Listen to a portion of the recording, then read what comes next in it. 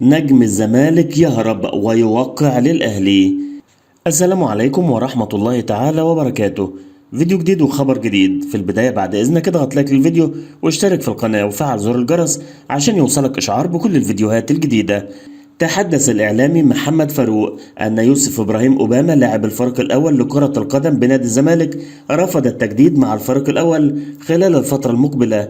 جاء ذلك بعد رحيل المجلس السابق برئاسة المستشار مرتضى منصور وتعيين لجنة مؤقتة برئاسة المستشار أحمد البكري. وقال فاروق في برنامجه البريمو المذاع على قناة 10: أوباما يرى أن هناك تخبطا إداريا في الفترة الحالية، لا سيما بعد فشل إبرام صفقات إلى جانب اقتناعه بعدم حصوله على الراتب الذي يريده. وتابع: يرغب أوباما في الحصول على 12 مليون جنيه سنويا، وأبلغ اللاعب عضو شرف نادي أهلي جدة بالانتقال إلى صفوف الفريق في يناير المقبل.